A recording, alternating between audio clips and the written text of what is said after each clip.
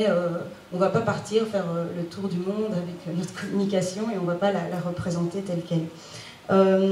Nous présentons donc ici un processus de connaissance plutôt qu'un savoir établi.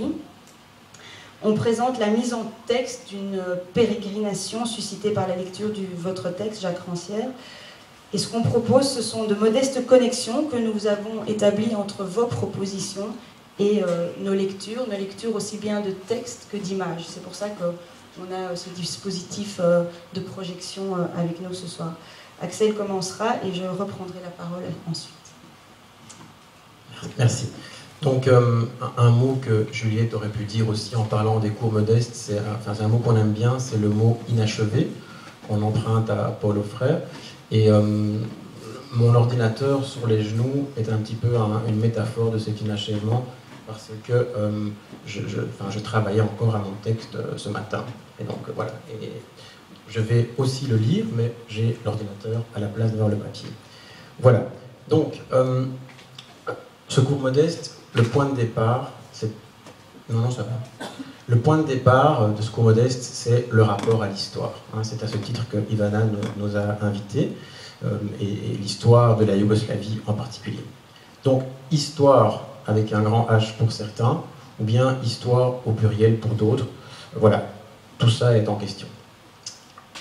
Je suis parti du point de départ que l'histoire passe par la langue.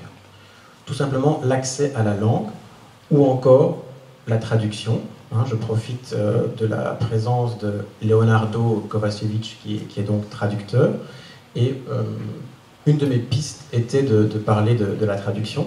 Et donc la traduction, ou l'accès à la langue, c'est un petit peu chercher ce qu'on a en commun. Voilà.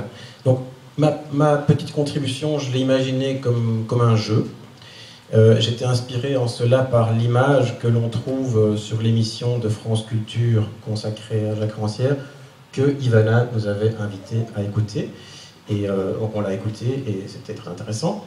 Et donc cette image, c'est l'image de la craie, tout un symbole du prof, mais ici c'est la craie qui sert à tracer un cercle sur le sol pour faire une frontière, pour faire un jeu, peu importe. Donc comme des enfants dans une cour de récréation. Et donc comme c'est un jeu, il y a différents temps dans mon propos, et je vais commencer tout de suite avec le premier point que j'ai appelé mise en route. Voilà, donc soit l'histoire yougoslave, à la fois simple et compliquée. Au départ, il y a une histoire de langue, au pluriel, ou une histoire de la langue.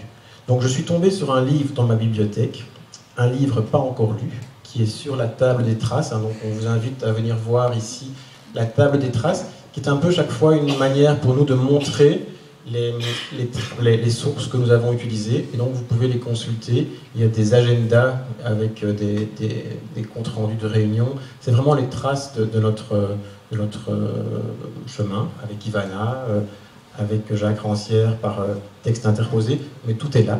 Et donc ce livre sur lequel je suis tombé, que je n'avais pas encore lu, s'appelle « La création des identités nationales ». Et donc il parle de création et d'histoire. Et compte tenu du sujet qui nous rassemble ce soir, je ne pouvais pas faire l'impasse sur un petit détour par ce livre. Donc je ne l'ai pas lu en entier, j'ai été directement à l'essentiel. Et l'identité nationale est, selon l'auteur de ce livre, Anne-Marie Thiès, quelque chose qui se crée. Nous ne sommes pas loin là de la fiction, de la poétique. Voilà, tant bien, parce que l'écran c'est moins pratique. Voilà. Par chance, dans ce livre, il y avait un chapitre qui parlait des Slaves du Sud. Donc les Slaves du Sud, vous le savez peut-être, c'est l'ancienne appellation des Yougoslaves. Et donc, au départ de ce pays, il y a la volonté de quelques-uns, une poignée, de faire converger des langues pour donner une assise commune à ces peuples. Alors, on ne parlera pas des intérêts géopolitiques qui sous-tendent tout ça, ça c'est une autre histoire. Et c'est un petit peu le travail de Barbara Delcourt, je crois. Voilà. Et donc, ces trois personnes qui ont voulu faire converger les langues, c'est Vuk Stefanović Karadžić, Bartholomeus Kopitar et Ljudevit Kraj. Et donc, ces trois linguistes ou philologues ont décidé de renier véritablement les différences de leur langue pour trouver un fond commun. et la langue serbo-croate était née et ouvrait la voie à la Yougoslavie. De nouveau, je vois ce geste fondateur comme une façon de tracer un cercle autour d'eux. Il s'agit d'écrire ensemble l'histoire des Slaves du Sud. Ici, la langue préexiste au pays, et curieusement, la langue sera aussi un petit peu son tombeau. Voilà, donc première petite conclusion, la langue est le point commun qui permet tout, et la traduction, cher Leonardo, est ce qui pallie à ce manque.